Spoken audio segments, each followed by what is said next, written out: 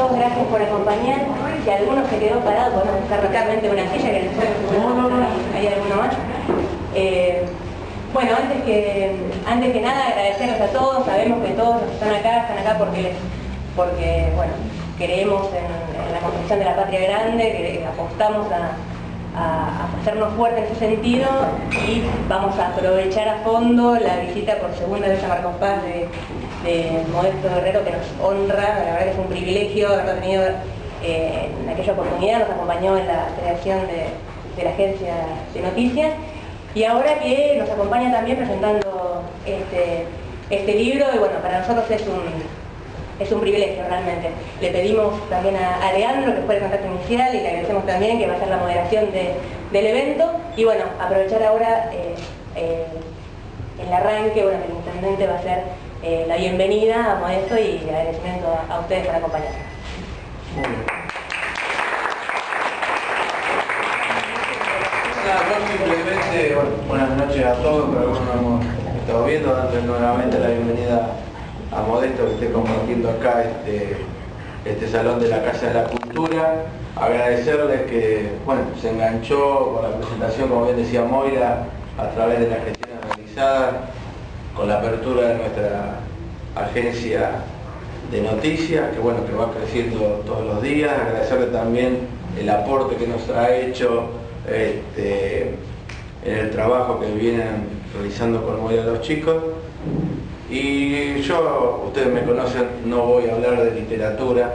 Sé que Modesto también tiene, simplemente puedo aportar algo para que la literatura escriba, y seguramente el aporte no va a ser muy bueno de mi parte, pero charlando con él, aparte de la vinculación y la afinidad que ha entablado con nuestra comunidad, bueno, voy a tener alguna otra obligación a cumplir, que es compartir una cena, pero también queríamos entregarle con Moira. No es un libro,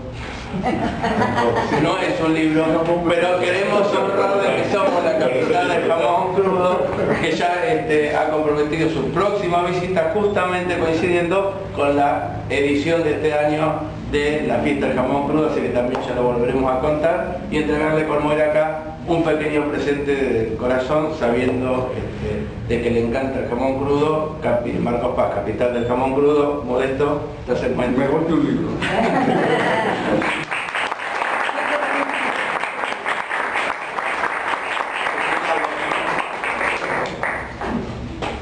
Bueno, el pide ahora sí a Leandro, que va a hacer la presentación de Modesto, y va a moderar, y hacer hincapié en esto, que esta segunda charla surgió un poco de la idea de que en aquella oportunidad todos nos quedamos con ganas de más, ¿no? Fue la verdad que tuvo muy buenos comentarios, y mucha gente pidiendo que queríamos escuchar más de Modesto. Así que muchas gracias de nuevo, y le damos que a Leandro. Bueno, en principio agradecerle, ¿no?, la posibilidad. Como verán, soy muy joven, así que también agradecer la posibilidad a Moira de haberme invitado a participar en la agencia de noticias. Cuando vino por primera vez Modesto fue por eso, ¿no?, por la apertura de la agencia de datos y noticias, ADN se llama. Y el nombre justamente es por eso, tiene que ver con la búsqueda de la noticia y la búsqueda de la identidad de la noticia. Hay mucho de eso, ¿no? Me parece que nuestro país tiene, y vamos a hablar de eso hoy, tiene una búsqueda de la identidad hace ya varias décadas. Y esta agencia de noticias nació en parte en varias cuestiones. En primer lugar, de cómo hablar desde Marcos Paz, de Latinoamérica, del país, de otros municipios, pero por sobre todo también con una búsqueda, parados en un momento histórico, en un contexto determinado, entendiendo también eso, que en muchas ocasiones, en general, digamos, el contexto, el momento histórico en el que vivimos, lo que ha pasado hace casi 4 décadas, habla de que el contexto marca el texto. Esto quiere decir que naturalmente todo lo que nosotros hagamos va a estar en un momento determinado. Cada uno de lo que nosotros pensemos, sobre todo lo que pensemos y cómo actuemos, se va a sostener en función de las condiciones materiales en las cuales nos estamos desarrollando. Entonces, esta presentación que hacemos también tiene mucho de eso. Yo, mientras pienso en estas cuestiones que estamos diciendo, en esto de actuar en función de las condiciones, pienso en lo que era Venezuela, pienso en ese febrero, pienso en el 2001 argentino también, y pienso también en lo que fue en el 2008. Hablamos de una revuelta de ricos, y hace unos minutos un colega le preguntaba eso también. Estamos acostumbrados, si se quiere, a otro tipo de revueltas. ¿De qué revuelta estamos hablando? Una revuelta de ricos. Bueno, eso también lo vamos a conocer el día de hoy, pero por sobre todo también nosotros, hablando de nuestra experiencia histórica, trayéndolo un poco a Argentina, hablar de lo que fuese 2008, ¿no? Hablar, a lo que a nosotros nos interesa en cuanto a los periodistas, de algunos conceptos, de algunos nombres que dan vueltas. Yo me acuerdo en aquel entonces de, por ejemplo, yendo a las tapas de los diarios, ¿no? A la sociedad rural, cómo actuaba por aquel entonces, algunos personajes también, cómo estaban siendo utilizados políticamente, y la reutilización, sin lugar a dudas, de otros elementos. Es como vuelve también cada concepto en cada momento histórico, ¿no? Digo, el proceso de reorganización nacional, ¿por qué tiene ese prefijo anteriormente? Porque se está levantando una bandera anterior, ese proceso de organización nacional que tuvo lugar entre 1860 y 1880, donde sucedieron varios presidentes, digo, también se dio la conquista del desierto, ¿no? Algunas cuestiones que son interesantes tener en cuenta. Ese proceso de reorganización nacional también se va a sostener sobre muchos de estos elementos. Y hablar de algunas organizaciones que estuvieron vinculadas ahí también son interesantes para entender qué banderas se levantaron en 2008, porque algunos antecedentes, algunos apellidos vuelven. Y esto también es importante, me parece, para tener en cuenta para desvincularlo de lo estrictamente subjetivo en términos partidarios. Cuando hay un dato, cuando hay un elemento, cuando hay un documento, me parece, es ahí donde el periodista empieza a trabajar sobre esto. En ese sentido también nos parece saludable, ¿no?, volver a hablar, porque estamos hablando de hechos recientes, lo que pasó en Venezuela, verdaderamente hechos que fueron muy problemáticos, que a nosotros desde acá nos tenía con muchas preocupaciones. ¿Qué hacemos? ¿Qué miramos cuando estamos hablando de este tipo de crisis en los países, cuando hablamos de afuera, pero cuando hablamos al interior de la región? ¿Cómo lo analizamos? ¿Cómo hablamos de lo que fue en su momento aquel intento de golpe a Correa? ¿Hablamos solamente de que fue un manifiesto por parte de los policías o decimos que efectivamente se trató de un intento de golpe? ¿Qué hacemos en Venezuela? ¿Decimos que hay un sector de la población que tiene un descontexto o efectivamente decimos se trata de un intento también de desestabilización de la democracia? ¿Qué hacemos también con Argentina en el 2008? ¿Cómo lo analizamos? También como un grupo de la sociedad en términos económicos que estaba con un descontento, o hablamos también de lo que se trató por aquel entonces, de algunos sectores políticos que estaban interesados en que se termine un mandato antes de que los plazos democráticos así lo indicaran. Entonces también me parece que hay que sostenerse. La velocidad, la rapidez que tiene este libro y esta respuesta también es necesario en estos términos, ¿no? ¿Por qué esperar para dar una respuesta en algunos momentos?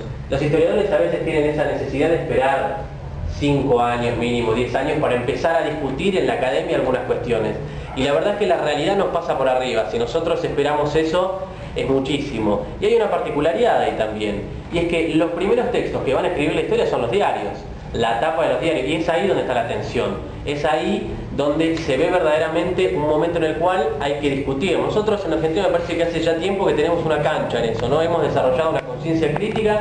Antes me parece que no pasaba esta posibilidad de pararnos en un puesto de diario y discutir qué diario me voy a llevar, porque este o este responde a tal lugar, y eso en principio nos parece saludable. Pero naturalmente que ese es un proceso que hay que acompañarlo con otros elementos. Así que a partir de esta experiencia histórica me parece que nosotros podemos entender de esa manera este libro, ¿no? Una revuelta de ricos.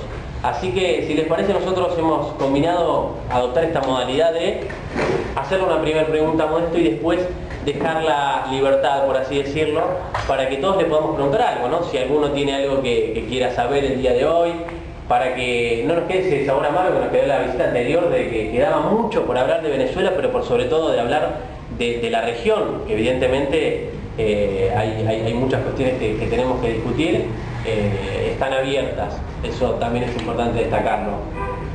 Así que bueno, en principio, como disparador, si se quiere, preguntarle a Modesto cómo fue trabajar en este material, en esta revuelta de ricos, al calor de las luchas sociales que tenía en ese momento Venezuela. Bueno, muy agradecido por la invitación. ¿Cómo fue trabajar? Mira, la primera persona que lo presentó en Buenos Aires lo dimos a la luz pública, en la editorial. El editor dijo que es un libro, escribió, es un libro urgente, un libro de urgencia. Es una manera de decir que fue un libro hecho sobre el acontecimiento. En esa medida es un libro de urgencia. También es urgencia por su contenido, por lo que trata, por lo que busca explicar y mostrar, porque busca mostrar una emergencia. Y esa emergencia no es solo venezolana, que es lo que tiende a creerse, lamentablemente, tiende a instalarse desde no solamente los medios, también desde los estamentos políticos de cualquier tipo. La tendencia natural es recluirse en el Estado-Nación o en las fronteras nacionales, olvidando un hecho capitular, central de la historia del siglo XX, anterior, pero el siglo XX no deja ninguna duda. No existe Estado nacional separado de Estado nacional. Todos los Estados nacionales están coordinados o sistematizados, articulados en alguna medida, sobre todo respecto de países potencia dominantes. Entonces no existe Estado nacional por separado. Luego no hay problema nacional por separado. Hay problemas particulares, hay problemas nacionales, incluso con lenguajes nacionales. Hay narraciones locales, pero son parte local, versión local de un problema que es sistémico, en nuestro caso latinoamericano. Mi preocupación cuando hice ese libro de emergencia, o sea, entre finales de marzo y comienzos de abril, lo escribí como en unos 20 días, entre finales de marzo y comienzos de abril, estaba todavía la revuelta de Ricos en su fase final. Ya iban 38 muertos cuando cerré el libro y terminaron 43 asesinados por la revuelta de Ricos. O sea, estaba en caliente, es un libro hecho en caliente. Yo tomaba la ventaja de internet, que deslocaliza todo y te ubica en forma mágica en el lugar del acontecimiento. Eso no lo podías hacer 20 años atrás, tenías que esperar el diario del otro día para ver qué dijeron los corresponsales, suponiendo que haya un corresponsal o que las agencias de prensa digan la verdad o completa la historia.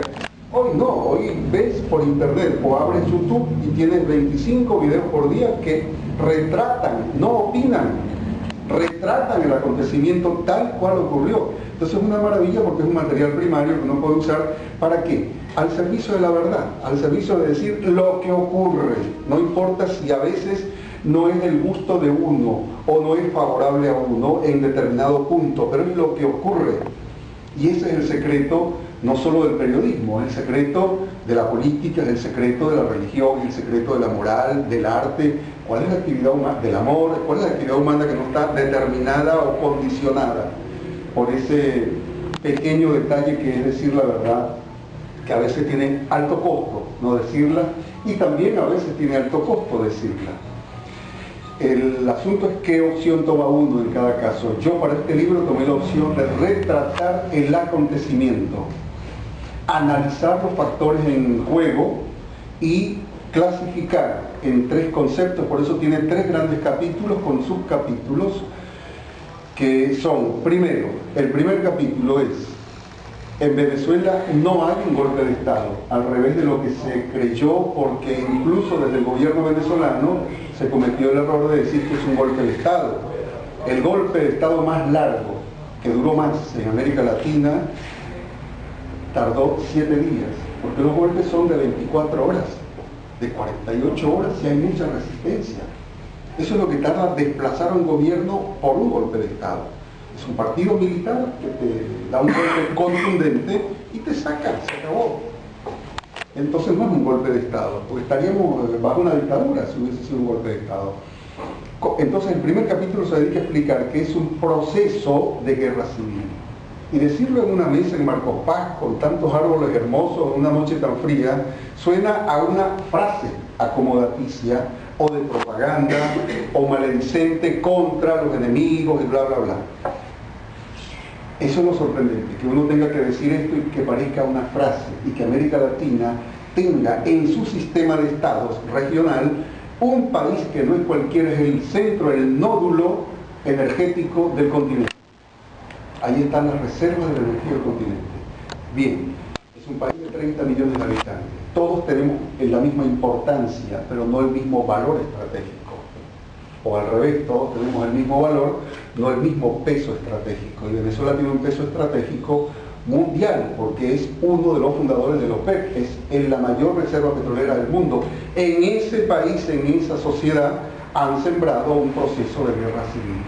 La llamo proceso en el primer capítulo y no guerra civil, porque así como no hay golpe de Estado, porque no hay partido militar de ellos, en este caso de los enemigos del gobierno, tampoco puede haber partición territorial con un ejército, como en Siria, ¿no? 2 ejércitos, 2 territorios. En el segundo capítulo explico entonces que es un proceso que se determina y se arma con las técnicas, métodos y recursos de lo que se llama en geopolítica contemporánea guerra de cuarta generación o de baja intensidad, que es cuando no puedes de una manera, lo haces de otra, el objetivo es el mismo. Y el segundo capítulo se dedica a explicar que el carácter de eso que brotó con forma de guerra civil en febrero es fascista.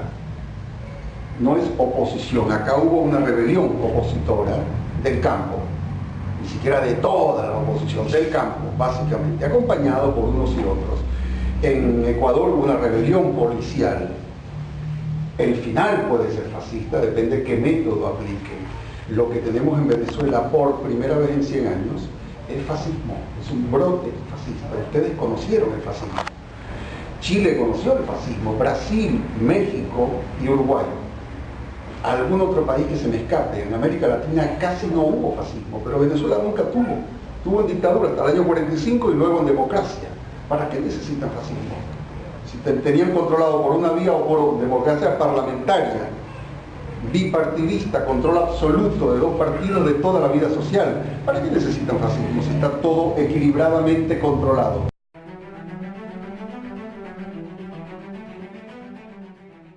De eso ustedes tienen una memoria trágica y larga.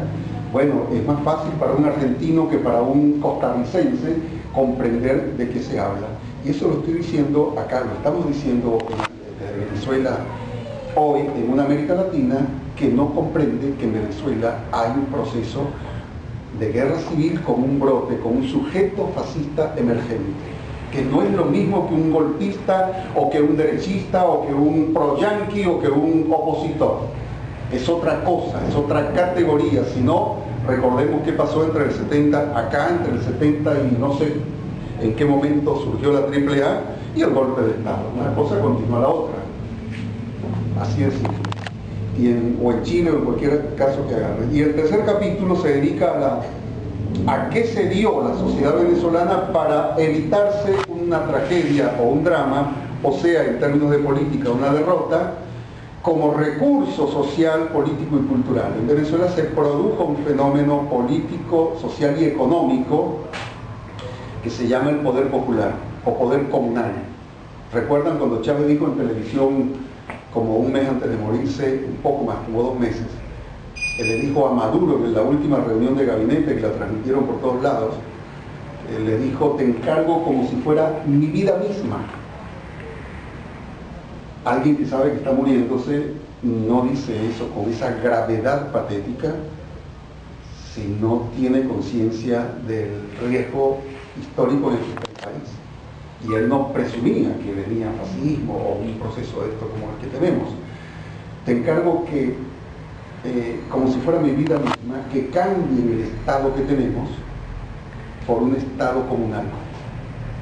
Porque si no se hace un Estado comunal sobre otro sistema institucional más local, comunal, arraigado en las poblaciones más comunales, el Estado que tenemos en Venezuela va a triturar, se va a comer viva su propio proceso revolucionario, los cambios, la salud, la educación, todas las maravillas que se han hecho, se los come solo, porque es un Estado, es un golem, es un gigantesco monstruo que se va tragando todo aquello que necesita como energía para sobrevivir. Ese es el Estado burocrático, parasitario, rentista, que se hereda y se mantuvo desgraciadamente, modificando algunas cosas, pero se mantuvo.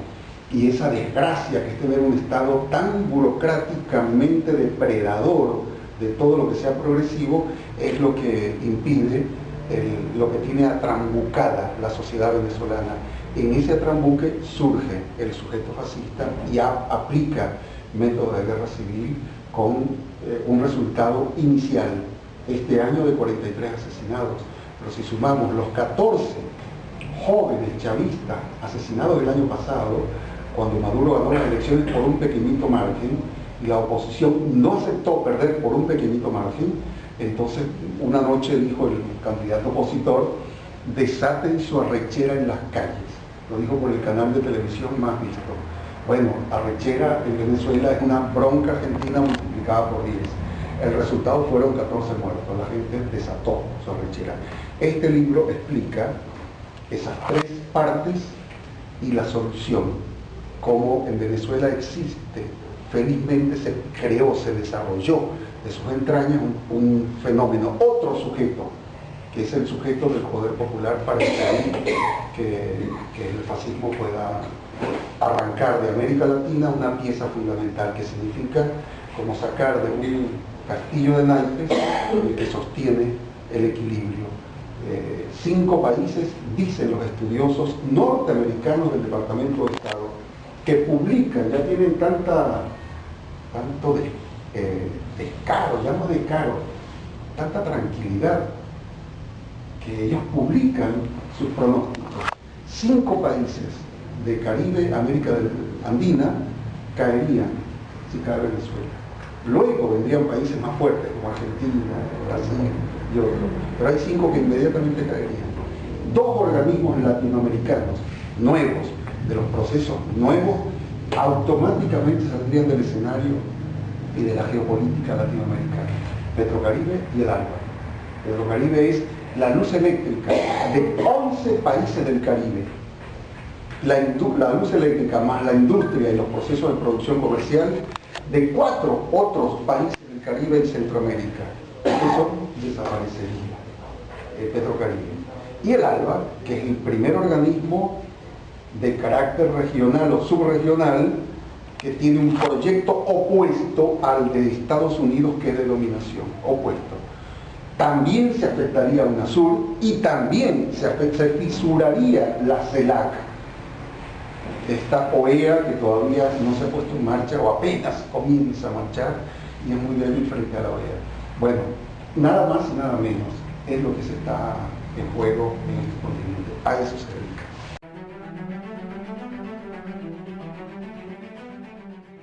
Desgraciadamente por ahora, pero unos 10-12 de América Latina venimos opinando hace más o menos un año, depende de qué punto de partida. La mayoría nos concentramos en Argentina. Yo soy binacional, ¿no?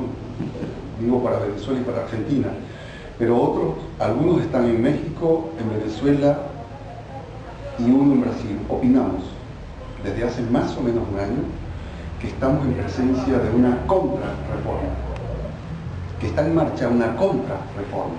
Vivimos 15, 12, 10 años de reformas, de procesos revolucionarios, llámalos de cambio, de transformación. El nombre nacional es útil en términos literarios, pero en términos continentales o regionales, incluso de otros lugares del mundo, como el norte de África, el mundo árabe, se vivieron cambios hacia adelante, hay cambios hacia atrás, que sería el que estamos viviendo ahora. Cambios hacia adelante, ver 2 monarquías, una dictadura de medio siglo y otros gobiernos ultra autoritarios de pequeños reyesuelos petroleros caer en cadena en apenas 5 meses en el mundo árabe, en el norte de África, del 2009 al 11, 9 al 10 en realidad. Es sorprendente. ¿Cuándo vimos eso? Algunas veces. Es sorprendente. Uno estaba todos los días viendo qué gobierno caía al día siguiente. Todos los días o todas las semanas caía un gobierno, o caían varios gobiernos del mismo estado. Se sucedían, como pasó acá en el año 2001-2002. Bueno, eso fue el mundo árabe. Esos gobiernos, esas sociedades fueron devueltas. La misma gente, cuando digo devueltas, es la gente, la cabeza de la gente. Los que trabajamos prensa como los que trabajan publicidad, y el político profesional serio, no el parlanchín de esquina o de tribuna, también lo hay. No el estafador político, el político serio, profesional, trabaja, son tres disciplinas humanas que trabajan sobre la cabeza, también la religión, no sobre, trabajan sobre la cabeza. El que domina, el que controla la cabeza, controla el cuerpo responde, actúa, va a una marcha o no va a una marcha según le dice su conciencia, su cabeza, su sentido, su emotivo y su sentido político de comprensión. Bueno, ellos han logrado cambiarle la cabeza a la misma gente que echó dictaduras y reyesuelos y monarquías petroleras. Túnez se salva, pero Egipto, ¿cómo explicar que la misma gente que votó, que se fue a la Plaza Tahrir en una rebelión impresionante, con huelgas nacionales, con una violencia social, no armada, inusitada, pocas veces vista, salvo en revoluciones sociales, como la de Irán, o la de Haití, o la de Nicaragua, u otras anteriores? ¿Cómo puede ser que esa misma gente ahora haya votado a Mursi, el hombre militar que representa a la vieja clase político-militar burocrática de Egipto? ¿Cómo se entiende eso? Bueno, le ganaron la cabeza. Le ganaron la cabeza. Ese es el primer elemento. Europa. El estado de bienestar continental que tiene medio siglo. Porque antes de eso era barro y culebra.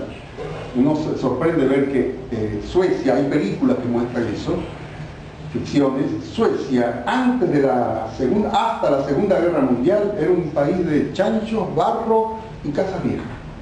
Y gente muy deprimida. Y pasó a ser una de los lugares de opulencia y de equilibrio social que uno tiene que respetar. El estado de bienestar. Bien. El monarca de Holanda, el marido de la compatriota de ustedes, dijo hace unos meses que el monarca, no lo dice un crítico de izquierda o un crítico social o un analista universitario, dijo el monarca, no me acuerdo cómo se llama y no hace falta, los monarcas son todos iguales, dijo: no podemos sostener más el estado de bienestar europeo. Palabras de él: no podemos sostener más el estado de bienestar europeo. Si lo dice un crítico social, uno dice, bueno, está bien que lo diga, pero es un crítico social.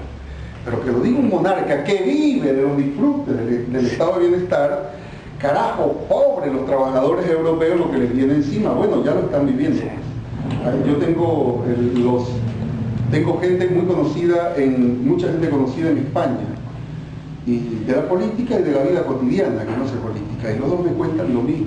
Hay yo estoy hablando de familias por centenares, por ciudades, que están comiendo, como acá en el 2002, porque las ollas barriales, populares, creo que se dice acá, porque la solidaridad social le garantiza la comida.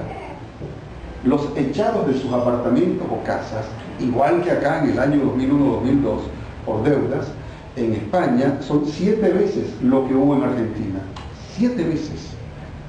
Y ahí no importa, tampoco es muy distante la población entre España y Argentina. Acá son como 40 millones, allá son creo que 36 millones. O sea, incluso es más grave, 7 veces más que acá teniendo menos población. No sé si son 36, 60 millones. Bueno, por ahí me equivoco, se me olvidaron cuántos españoles hay.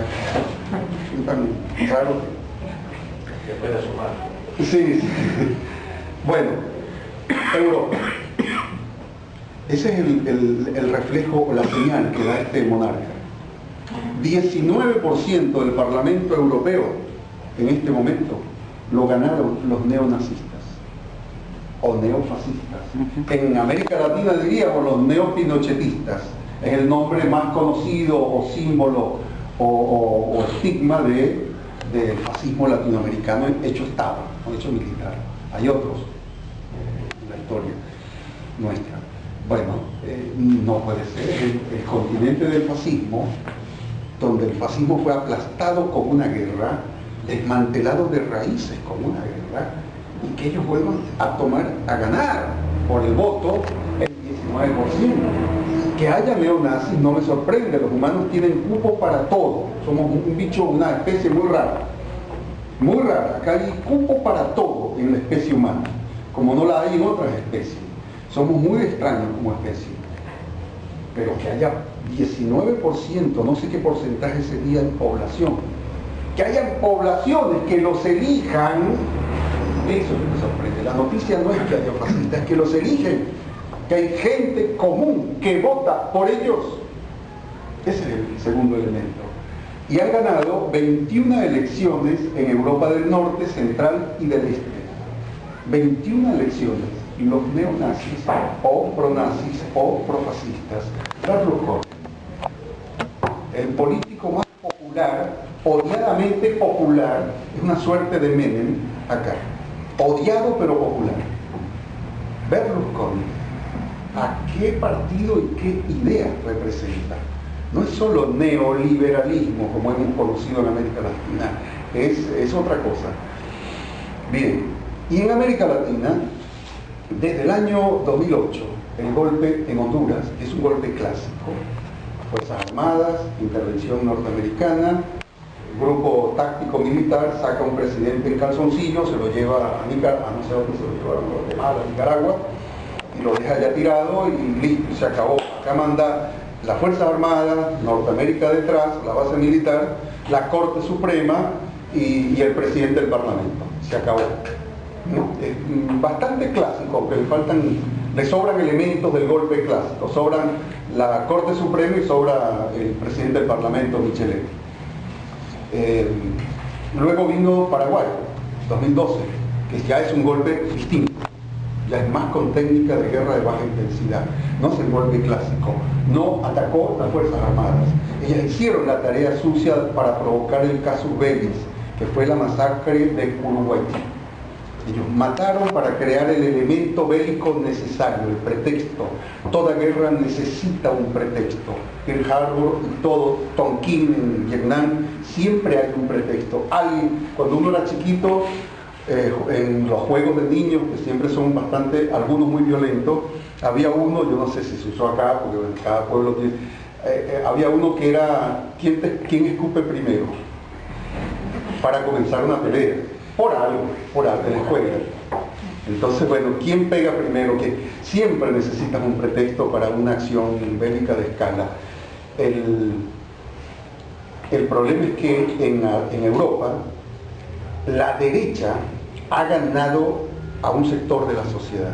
El movimiento obrero francés es el movimiento de obreros más de izquierda desde 1840. Hace 150 años, un movimiento obrero de izquierda. No hay muchos así. En Europa hubo algunos. No hay muchos así. Fue el movimiento obrero que Federico Engels admiraba porque era siempre insurreccionalista. Arreglaba las cosas en la calle. Y después ordenaba su Estado, el segundo Estado democrático, con parlamento. O sea, sabían hacer política institucional. Pero los problemas los arreglaban a los franceses, en la calle.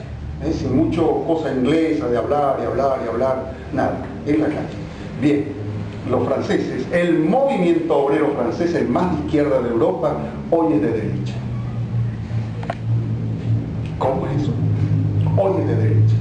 Es anti-árabe, anti-musulmán, anti-latinoamericano, anti-todo extranjero que venga a sacarle su pequeña miseria, que es el trabajo que le da el capitalismo para que sobreviva como pueda, el tiempo que pueda. Ese es el movimiento. Entonces, han ganado, y hay una reforma de vuelta, el estado de bienestar. Han desmontado el estado de bienestar al mínimo posible en Europa. Para América Latina sigue siendo, como para África o partes de Asia, un lujo. O algo parecido a un estado de bienestar para nuestras condiciones, pero para ellos es una masacre. Bueno, si están comiendo en Portugal, en Grecia y en España, sectores de la población en estado de miseria como la que conocemos los países que no somos opulentos o no somos potencia. En Portugal, creció, yo no me acuerdo ahora la estadística, no la fijé, creció la mortalidad infantil. Es uno de los signos más graves de cuando una sociedad comienza a deteriorarse. La mortalidad infantil se multiplicó varias veces, descubierta el año pasado. Eso es destrucción del estado de bienestar. ¿De qué bienestar? Bienestar. Bien, y en América Latina entonces es la masacre de Curuguaití el pretexto bélico para el golpe llamado suave. Si eso es suave, no quiero nada suave. El golpe contra el amigo Lugo. Lamentablemente con su propia colaboración. Acá hay que incluir los errores, porque si no, no somos honestos con la información. Lugo fue mejor procreador de hijos que político. Hizo más hijos que buenas políticas. Porque no hizo ni mala ni buena, no hizo nada. No hizo nada. Él gobernó 3 años o 2 años y medio y uno no sabe qué hizo Lugo. Y es un buen tipo, antes, durante y ahora, pero no estaba formado para esa tarea. La política es un arte y es una ciencia, es una cosa muy compleja. Y no cualquiera puede ejercerla, hay que formarse para eso. Y bueno, él es un buen tipo y quiso hacer un buen gobierno. Bueno, no todos los curas pueden hacer un buen gobierno, no todos los guerrilleros pueden gobernar bien, no todos los políticos pueden gobernar bien, mucho menos un tipo que no tenía sentido de lo que... Y lo otro es que cometió un grave error. Tú no puedes en política prometer y no cumplir. Puedes no prometer y no hay problema. No prometes, entonces luego no hay reclamo, no hay fraude. Pero no puedes prometer una cosa, puedes prometer algo y luego no se pudo cumplir porque no había presupuesto y explicar, y acomodar y volver. Bien, pero prometer una cosa de escala en un país campesino como la reforma agraria, lo mejor era que no lo prometiera, porque no la prometió. Bueno, a los 6 meses los campesinos que lo llevaron al poder, al gobierno, no vieron pero ni la R de la reforma agraria y se rompieron con él. Si lo llevaron al poder por eso, para que haga una reforma agraria en un país que vive en estado de casi barbarie. Casi no es un país en términos estructurales y sociales Paraguay. Bueno, ese es el segundo golpe que nos dieron. Sacar con todos esos errores era nuestro gobierno. Una cosa es una cosa, otra cosa es otra cosa. Era nuestro gobierno. Yo lo critico, porque si no, no ayudo a comprender cómo no se debe gobernar. Pero es nuestro gobierno, o sea, yo no me equivoco de qué lado voy a estar o estuve en ese golpe. Y luego en América Latina, en el resto, América del Sur sobre todo, han venido avanzando con políticas de contrarreforma, en lo económico, en lo político, en lo militar, sembrando bases nuevas, una de ellas en Paraguay, aprobada por el gobierno de Lugo lamentablemente, en Colombia, donde crearon un parapeto militar para todo el continente que ahora tiene un sistema de aviones de aterrizaje y almacenaje de combustible para llegar hasta las Malvinas, que eso nunca hubo en América Latina, salvo directo, OTAN o los yanquis, pero de América Latina para llegar a Malvinas nunca hubo, por supuesto sacando a Argentina con su propia como Estado, como nación. Bueno, Colombia tiene una de las 7 bases militares norteamericanas, capacidad bélica de reabastecimiento para llegar a Malvinas y volver. Y entonces, eso también es contrarreforma, pero también es contrarreforma que Correa haya perdido o que en Ecuador hayamos perdido las 5 alcaldías más importantes del país. Correa, si tuvieran que votarlo hoy, perdería. Hoy. Todo puede cambiar, todo cambia en realidad. Él puede recomponerse, pero hoy, quiero decir, 6 meses atrás, cuando perdió las alcaldías, si votan al mes, chao pescado, porque una cosa arrastra a la otra. En Venezuela perdimos una gobernación clave y el 40% del parlamento. Ellos no tenían ni un parlamentario, ni uno, y ganaron 40% en el 2010.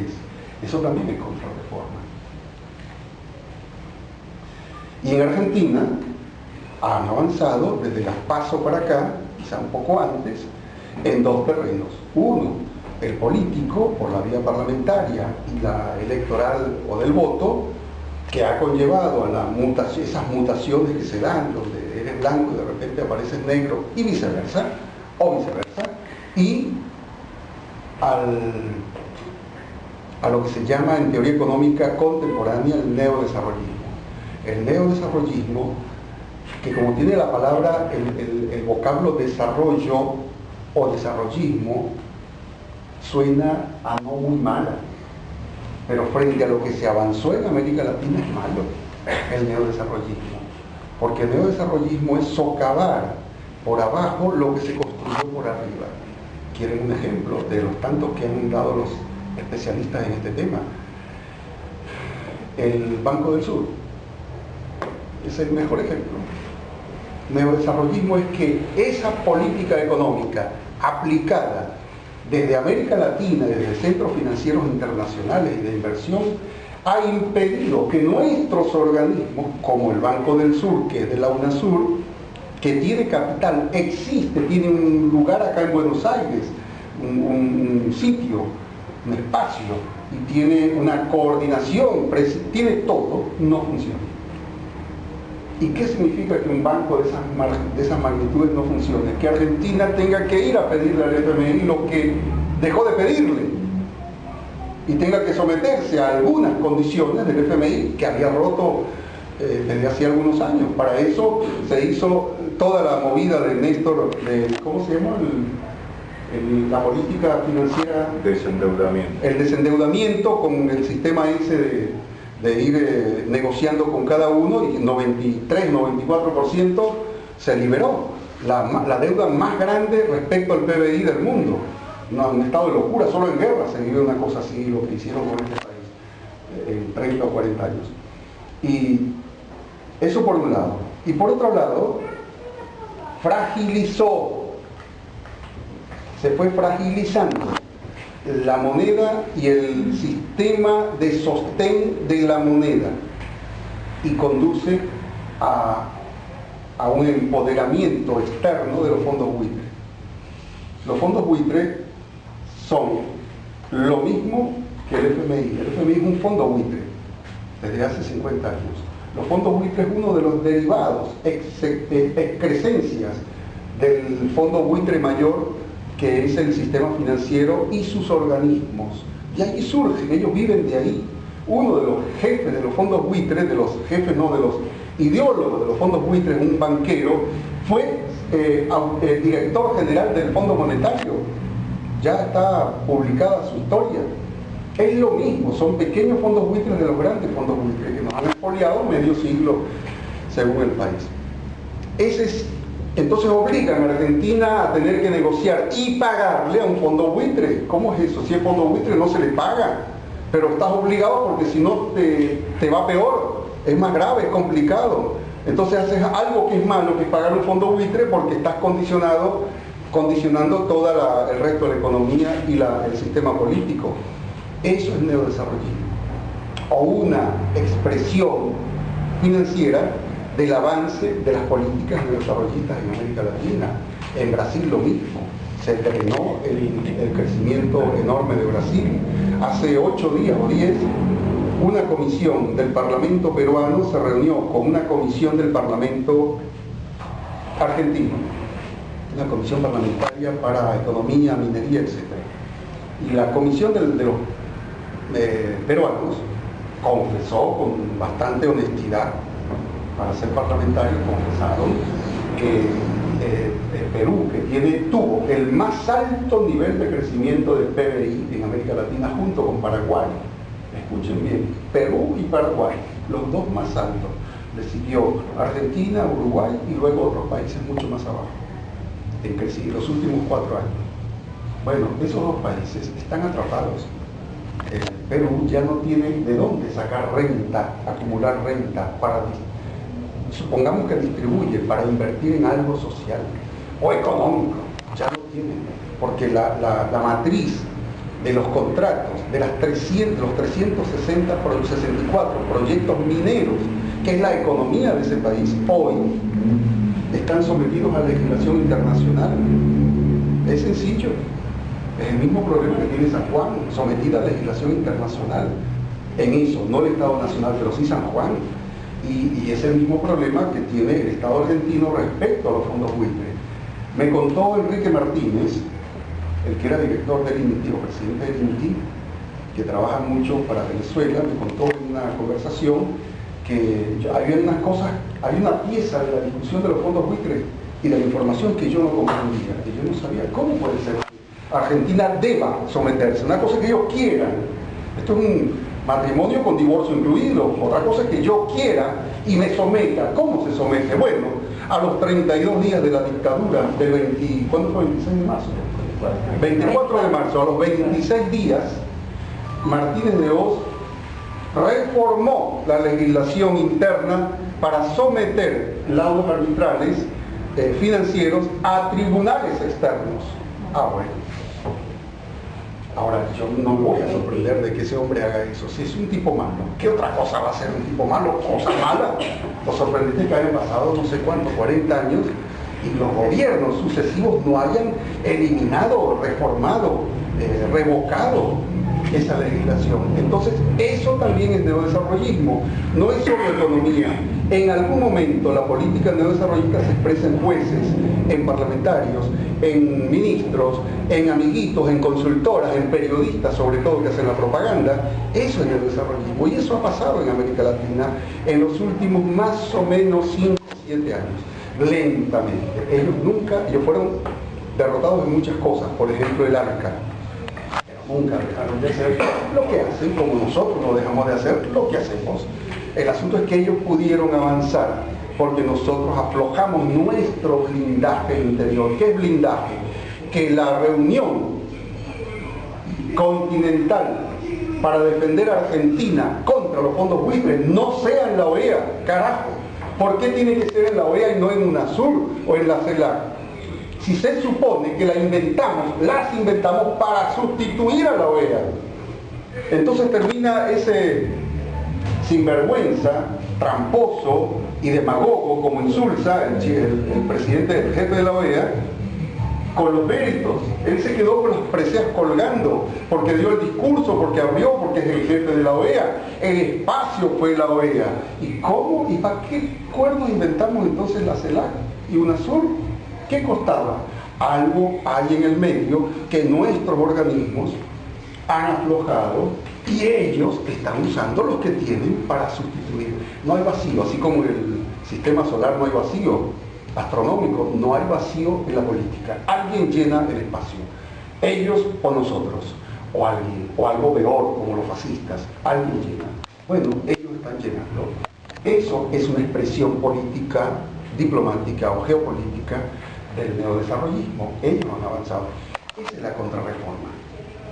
Eso es lo que quiere decir revuelta de ricos. Las revueltas siempre son de oprimidos, trabajadores, plebeyos, gente que demanda, que necesita. ¿Desde cuándo los ricos necesitan? ¿Saben por qué se llama así el título del libro? Porque un periodista, un corresponsal de The Guardian de Londres, fue a Venezuela a cubrir los hechos. Londres, que no tiene ningún gusto o proclividad por nuestras cosas, menos por Chávez y el chavismo, menos. Puede ser que le guste un poquito Dilma, pero no, chavismo es para ellos una cosa de... Bueno, él estaba cubriendo los hechos, las barricadas, porque se hicieron 184 barricadas en una ciudad y 164 en otra. Allí mataron a la gente. Y él retrata a un periodista honesto, en este caso, honesto. No necesita ser de izquierda o nacionalista o antiperiodista para ser honesto. Hay gente honesta del otro lado que a veces juega un rol. Él dice en su artículo, yo lo reproduzco ahí, fui a cubrir la barricada en el barrio Chacao, uno de los barrios ricos de Caracas, y cuenta que lo que vio fue señoras con trajes Christian Dior, que él conoce de Londres, carros Cherokee, camionetas Cherokee, 4x4, Hammer. La tapa que íbamos a usar, la imagen de tapa que íbamos a usar era espectacular, no la pudimos usar por razones legales. En Venezuela, ser rubio es ser de clase alta, o ser de origen italiano, árabe, europeo, de cualquier portugués, de cualquier nación. Es un país de mestizos tirando a mulatos. Entonces no es normal que alguien rubio, catire, decimos allá catira o catire, así como estas catiras que están acá, no es normal que sean de clase trabajadora o pobre, así como no hay judíos pobres. Todos los judíos en Venezuela son ricos, todos. Acá hay judíos pobres, medio y ricos, allá todos son ricos. Son poquitos, pero tienen la catedral más alta, más grande de América Latina, la catedral de ellos, ¿cómo se llama? La sinagoga. Más grande de América Latina, porque son los dueños de la finanza y del comercio. Bueno, aunque son poquititos respecto a Argentina. Conseguimos en internet una imagen de una catira, esplendorosa catira para un país de mestizos, con una guerrera, un pañuelo de guerrera, ¿no?, en una barricada y unos lentes Ray-Ban de $200. $200 más. Claro, $200 mínimo cuestan los lentes Ray-Ban por la marca. Yo no sé de eso, pero el editor se dio cuenta de saber eso. Y entonces encantado, yo le mando la imagen porque me pareció gráficamente la mejor. Era una rica en la revuelta de rica en la barricada. Rubio rico en Venezuela, lamentablemente. Acá hay un economista argentino que se ganó un premio por un libro en Venezuela, Claudio Katz. Algunos quizás lo ubican, ¿no? Publica mucho. Claudio Katz, uno de los estudiosos expertos del neodesarrollismo. Claudio Katz es más que rubio, tirando ya colorado. Muy, muy rubio. No sé, Katz, no sé de dónde viene ese apellido, pero es bien carajo centroeuropeo. Alemán, ok. Muy, muy rubio. Va a recibir su premio a Venezuela en el año 2004. Estaba el país encendido. Hasta el año 2005 vivimos en revolución permanente. Del 2005 para acá se aplacó hasta ahora. Bien, 2004 va a recibir su premio por un libro. Y entonces lo invitan, el presidente invita a los autores y ganadores a una conversación con unas arepas, no hay ese jamón crudo de acá, pero bueno, unas arepas con unas cosas allá en el palacio. Él va al palacio. El palacio queda en el centro de la ciudad, en un barrio de trabajadores, dentro de edificios públicos de administración. Por ahí circula gente morena o mestiza.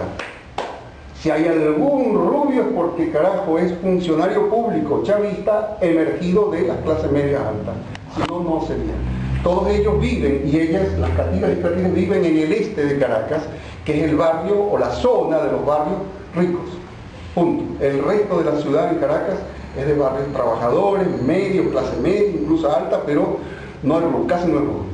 Y llega Claudio Katz con su librito bajo el brazo y su invitación presidencial para entrar a la cena, no sé qué cosa era, cena o almuerzo, con el presidente Chávez. Y cuando va entrando cuando va acercándose a la garita de entrada del Palacio Miraflores, lo apunta. Y en esos años se parece ahora, que hay mucha polarización y violencia. Hasta el 2005 hubo eso, luego se acabó hasta este año. Y lo apunta. Y te imaginas, un muchacho flaco y alto, vengo a la casa y me van a apuntar a mí. Bueno, le preguntaron quién es. Claudio Katz, con ese apellido, esa pinta y ese apellido, y él dice, mire, yo tengo una invitación, se puso todo nervioso, yo soy autor de este libro, y el presidente le invitó. ¿Cuál presidente? Le dije. ¿Cuál presidente? Hay un solo presidente. ¿Cuál presidente? El presidente Chávez. Pero usted es rubio, le dice el soldado. El soldado, no el comandante, usted es rubio. El rubio acá puede ser también amarillo, pero se puede entender de otra manera. Él no entendió que le estaban diciendo amarillo. Y no iba vestido de gala. Normal. Bueno, él tuvo que decirle, sí, yo soy rubio porque soy argentino. Ah, eres argentino, bueno. Eso lo contó acá, sorprendente, sorprendente. Hay un sentido racial de lo que hubo siempre como dominación en Venezuela. No es el único país así. Ese sentido racial brota en sentido opuesto de las clases, en ese caso un soldado de clase oprimida, le da ese contenido racial. Bueno, eso es malo porque pudo significar que lo metan preso, que le peguen, yo que sé, que le hagan algo. Pero expresa algo muy complejo. Y vamos a poner esa tapa con esa muchacha, porque esa muchacha o esa imagen hablaba de la revuelta de ellos, de ellas y ellos, los capires de Venezuela, son todos ricos.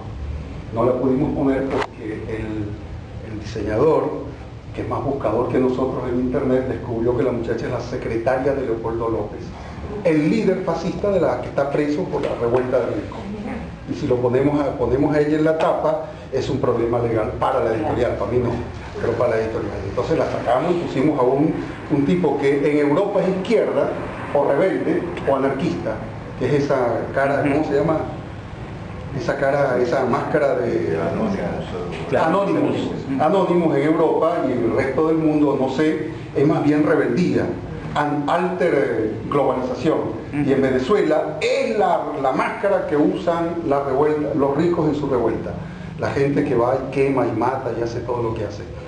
Bueno, yo no sé dónde terminé ni dónde comencé.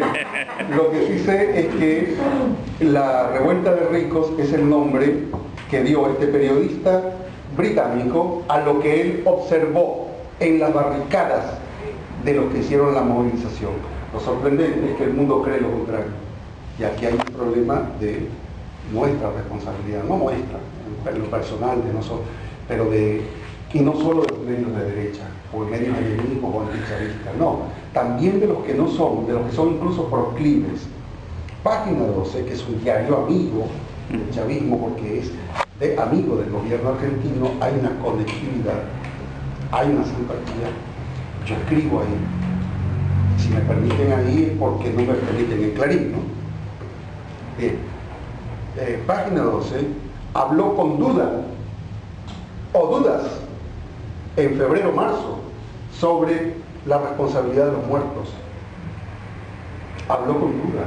Y de los 43 asesinados, escuchen bien, pregúntense si esto está en la cabeza como información primaria en 1,5 de cada 2 humanos que ven noticiero o leen noticias. De los 43 asesinados o muertos y muertas, solo 8 son de oposición. Por supuesto que uno no hace clasificación por oposición en ese caso de la muerte, es una tragedia humana, pero 8 son de oposición. ¿Qué cree el mundo? Lo contrario. ¿Qué cree el mundo? Que en Venezuela el gobierno mató a estudiantes pacíficos rebeldes contra que pedían la libertad de sus presos. ¿Saben cuántos son estudiantes de los 8? 2. 2 son estudiantes de los 8 opositores. Todos los demás son chavistas, guardias nacionales, 8 asesinados. Uno de los 5 custodios de Maduro es otro de los asesinados. Un fiscal del Ministerio Público, dirigentes chavistas, militantes chavistas y vecinos comunes, vecinas, que pasaban, una señora de clase media, probablemente también de ellos, probablemente en la cabeza era de ellos, estaba levantando un árbol de la barricada para pasar con su carro e ir al mercado, yo qué sé, al shopping, no sé a dónde iba, a la peluquería, a donde quisiera ir. Y entonces la confundieron, la creyeron chavista por estar moviendo una barricada y la mataron. Así de sencillo. 5 guardias nacionales de los 8 asesinados fueron fusilados con su propia arma, atrapados por grupos. Les sacaron el arma y con el arma lo fusilaron en el piso. Hubo un caso que estamos lamentando la tragedia de un avión que acaba de caer con 295 de chiripa, de carambola, por la valentía de un cuerpo de bomberos y de un colectivo chavista. No estamos lamentando la masacre de 63 niños de preescolar calcinados por el fuego. Quemaron el edificio del Ministerio de la Vivienda, son 3 pisos, en el barrio rico de Chacao, ahí. Y abajo, para los funcionarios, es un preescolar llamado Simoncito, que lo construyó el gobierno para madres jóvenes solteras, que no tienen cómo, y tienen que trabajar, entonces ahí van y los atienden completo. Bueno, habían 63 Simoncitos o niños de preescolar con sus tutoras o preceptoras, como 10 maestras, y quemaron arriba y empezaron a quemar. Cuando las llamas están ingresando, arriba no había nadie, los 2 pisos, por eso los quemaron fácil. Cuando las llamas estaban ingresando por las ventanas, al local de Simoncito, las maestras entran en pánico y llamaron al cuerpo bombero. Pensaban que se incendiaba por algo. Jamás vas a pensar que alguien va a quemar un preescolar. El fascismo no quemó preescolares. Hizo guerra, hizo locura, pero no se queman preescolares. Ya es un grado de depredación humana de niveles, bueno, llaman la ventaja de la maravilla de los celulares, que para eso son muy buenos. Llamaron urgente al cuerpo de bomberos y a un colectivo cercano del barrio, cercano al barrio, que entró con la Guardia Nacional para poder entrar, porque es un barrio rico, no podías entrar ahí, era tomado por barricadas. Entró con la Guardia Nacional con tanques para sofocar el fuego e impedir una locura como esa. Quemaron 11 universidades. Ustedes se imaginan la Universidad de Morón quemada. Bueno, sepan que quemaron 11 universidades como la de Morón, quemadas. Hubo que hacerlas de nuevo. Quemaron un edificio de turismo, de Benetur, turismo, en Margarita, la isla esa paradisíaca. Ahí quemaron el edificio de Benetur. Lo quemaron por fuera, no pudo entrar porque también lo apagaron. Quemaron 2 habitaciones, solo entraron las llamas a 2 habitaciones. Talaron la cuenta que hace el ministerio, el ministro de eso es un viejo amigo, entonces me contó el dato, la información para el libro antes de que saliera publicada en el informe gubernamental. Lo contabilizado por el ministerio, que se organiza a través de grupos militantes, todos ecologistas o de esa actividad, 5.000, alrededor de 5.000 árboles, grandes y pequeños. Los grandes, que tienen 200, 300 años de vida, cerca de 1.000 árboles, porque si no, ¿con qué hace barricada? Tantas barricadas. En todo el país eran 800 y pico, en 2 ciudades estaban la mitad, más o menos. Árboles quemaron, talaron. Tienen máquinas, tienen cómo hacerlo. Son ricos, saben hacerlo además. Ustedes se imaginan a un obrero haciendo eso para cortar una ruta y que la prensa venga, cortar árboles para eso. Si lo hacen estaría mal, aunque la razón de la huelga sea correcta. Puede incluso tener el derecho a cortar la ruta, pero no talar árboles que tienen una razón de equilibrio con el ambiente, etc. Bueno, si talas 5.000 o 1.000 árboles, vamos a quedarnos solo con los grandes. Son gigantescos, los cortaban en pedazos y llamaban a barricada. Llama gigantesca y barricada. Bueno, los psiquiatras contemporáneos, los neurólogos, acaba de aparecer un libro del neurólogo que atiende a la presidenta, no me acuerdo el nombre, pero están los afiches promocionando el libro. Hugo Manes. Facundo Manes. Este neurólogo muy respetado. Los neurólogos y los psiquiatras sostienen, junto con los antropólogos, los aplicados a la antropología, que cuando se llega a ese nivel de violencia sin medida humana, sin ningún tipo de respeto por valor humano de nada, sin código, diría el común de la gente, es porque el cerebro cultural acumulado fue solapado por el cerebro reptiliano, ese que cargamos en la memoria de millones de años atrás, o cientos de miles, según el caso, de cuando disputábamos la comida a dentellazo, como la disputan 2 perros o dos bestias que tienen que hacerlo así, porque el tigre se come a la vaca o a la cebra, lo que vemos en los canales, o algunas veces hemos visto en la vida real. Eso es normal, era normal hacerlo, pero hace 3 millones de años y cientos de miles, y luego sobre todo 7.000 años de ciudades, de sociedades en forma de ciudades con Estado, han culturizado, no en sentido de conocimiento, solamente, han modificado el cerebro humano. Y ya no necesitamos, organizamos la producción para comer y la distribución, no necesitamos las dentelladas. Bueno, ellos sostienen que llegar a eso le brotó el cerebro reptiliano, el cerebro de la bestia, el cerebro de lo que fuimos, porque si no, no llega a ese nivel de quema, de destrucción, de quema. Eso es lo que llamo fascismo. Cuando se llega a eso es fascismo, no es oposición, nada más.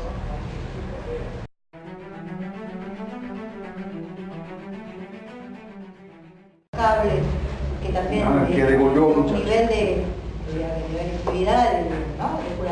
Pero esa agresividad, ahora lo último parece que no, pero ¿no cuaja en alguna forma de organización armada, militar? Digamos, ¿cuál es el hilo entiendo cuál es el hilo conductor, pero ¿no terminan siendo alguna suerte de milicia organizada, digamos, o es simplemente ese cerebro reptiliano que se brotan y no los dejamos llegar a milicias, porque respondimos muy rápido y muy en onda expansiva y sin siquiera usar a las militancias políticas de barrio, que son cientos de miles. Solo con las Fuerzas Armadas, la Guardia Nacional y la Policía, y la inteligencia civil. Con ellos nos logramos contener en esta primera sonada o revuelta. Por eso no los dejamos, que actuarán como milicias, impedimos, pero van a volver como milicias, como terrorismo. Hace 4 días el gobierno agarró a 3 de ellos que estaban colocando 3 bombas encadenadas en el Banco Central. ¿Ustedes se imaginan que alguien ponga una bomba en un banco o acá? Bueno, es un escándalo. O que maten a uno de las gendarmerías, es un escándalo. Ahí estaban, los agarraron ahí, con las cámaras, ahora rapidito se conecta la imagen, fueron y los agarraron. 3 bombas. Iban a volar una parte del Banco Central. Es así. Quemaron hace 5 días, Telesur perdió la señal. Yo no me enteré porque no andaba en otras cosas y no vi televisión. Pero ayer me contaron y yo dije, pero ¿y cómo me perdí esa información? Por varios. ¿Ah? Claro, incendiaron Telesur, que es un gigantesco edificio en el este de Caracas, pero está en el este, en la zona de Ecos. Entonces, al incendiarse, no sé si se quemó, se rompió la conexión con la antena que permite la transmisión internacional. Y se quemó. La recompusieron porque hoy atan un cable de la vereda era. Listo, por eso. Porque hay una capacidad de reacción y de poder actuar contra eso. Pero quiero decir, ese es el sujeto fascista. Eso no es oposición, nada más. Es oposición con naturaleza fascista. Una preguntita chiquita. Desde el gobierno chavista, desde el movimiento popular, ¿se alcanzan a elaborar estrategias políticas para combatir esta revuelta de ricos? Porque acabo de escuchar la primera revuelta. Quiere decir que se están preparando para otras, ¿no? Bueno, y los hechos lo están demostrando. ¿Alcanza el poder? No. Por eso los organismos del poder comunal le propusieron al gobierno hace 2 meses, menos de 2 meses, en el 4º Congreso Nacional del Poder Comunal, que se reunió con el gabinete y Maduro en la misma asamblea. Casi 10.000 voceros y voceras se organizan por vocerías. Y un muchacho de un pueblo del interior dijo, ustedes saben lo que es un plátano, topocho. Topocho es un tubérculo, ¿no? Bueno, es una cosa parecida al plátano, pero de menor tamaño. Y un muchacho, se ve que es de vida rural, le dijo todo, porque el gobierno aprobó un presupuesto nuevo. El poder comunal tiene un ministerio, el ministerio tiene un sistema económico para la producción comunal, para la infraestructura, para todo lo que sea comunal. Y ese ministerio se encarga de eso, además de la formación política, ideológica, además de los medios. Cada vez que armas un consejo comunal o una comuna de cualquier tipo, hay 160.000 más o menos, lo primero o lo segundo que haces es un medio, una radio, generalmente una radio. Luego haces otras cosas de medio, pero lo primero es eso. La primera barricada defensiva es el sistema de medios. Bueno, entonces el gobierno aprobó un presupuesto para los medios comunales, un presupuesto para la infraestructura y un presupuesto para la distribución.